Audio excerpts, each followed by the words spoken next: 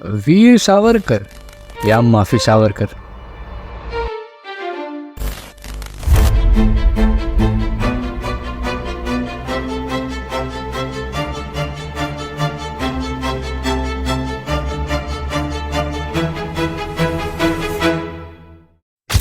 आज सावरकर के बारे में दो विचारधाराएं हैं। एक विचारधारा जो कांग्रेस की है, I beg to remain, sir, your most obedient servant,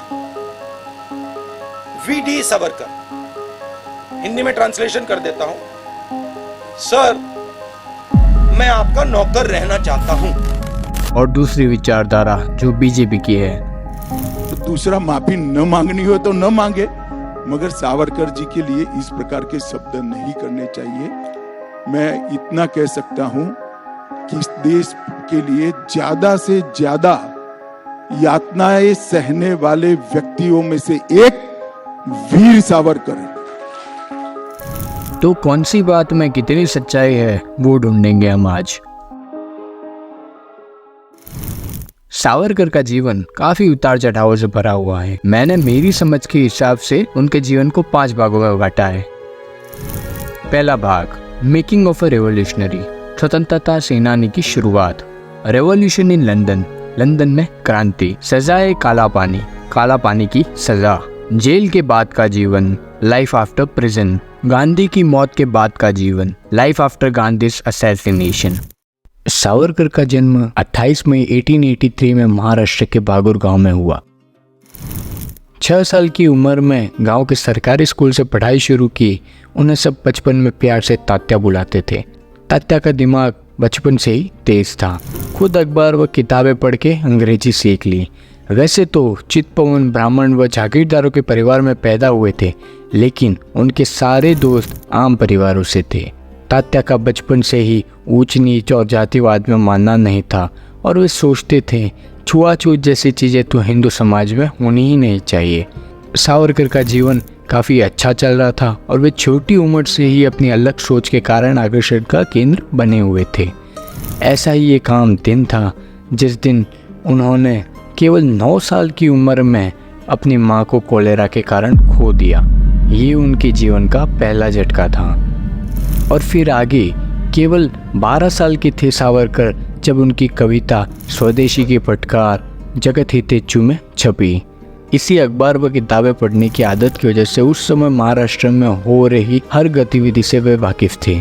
Savarkar जब अखबार में दंगे फसाद के बारे में पढ़ते थे, वे सोचते थे कि हिंदू समाज एक क्यों नहीं, हमें तो एकजुट होकर संघर्ष करना चाहिए। और हिंदू समाज में एकता न आने का कारण वो जातिवाद को मानते थे। उस समय समाज में एकता लाने के लिए लोकमान्य बाल गंगाधर तिलक जी ने गणेश चतुर्थी की शुरुआत की थी और इसी वजह से सावरकर उनसे काफी प्रभावित भी थे। तिलक जी ने ऐसे 3 और भाइयों को प्रभावित किया था जिन्हें हम चापेकर बंधु कहते हैं। चापेकर बंधुओं ने अंग्रेजों के खिलाफ विद्रोह के तहत W.C. रैंड को मार गिराया, जिस वजह से अंग्रेज बौखला गए और उन्होंने चापेकर बंधुओं को फांसी की सजा दी। सावरकर को इस बात का काफी दुख पहुंचा और उन्होंने अपनी कुल देवी के सामने जाके प्रतिज्ञा ली कि वो अपना जीवन इस भूमि की आजादी के लिए समर्पित करेंगे और देखा सपना पूर्ण स्वराज का। लेकिन उनके जीवन का तूफान अभी सिर्फ शुरू ही हुआ था। 16 वर्ष की उम्र में सावरकर ने अपने पिता को भी खो दिया। पिता की मौत के बाद वे काफी पुस्तकें पढ़ने लगे और आज़ादी के लिए हो रही कश्मकश में खुद को जोड़ने लगे।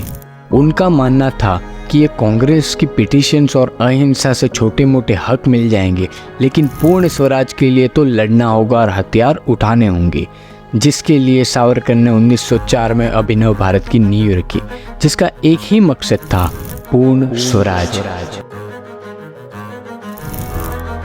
1906 में उन्होंने लंदन जाने से पहले विदेशी चीजों का बॉयकॉट कैंपेन शुरू किया था। हम समझते हैं कि स्वदेशी आंदोलन गांधी ने शुरू किया था, लेकिन गांधी के भारत आने के 9 वर्ष पहले वो सावरकर ही थे जिन्होंने स्वदेशी आंदोलन शुरू किया था। ऐसे ही लंदन जाने से पहले उन्होंने कुल 5 स्पीच दी थी, जिसे आगे जाके उनके खिलाफ सेडिशन चार्ज लगाने के लिए इस्तेमाल भी किया गया था। ऐसे ही सावरकर 9 जून 1906 को लंदन के लिए रवाना हुए।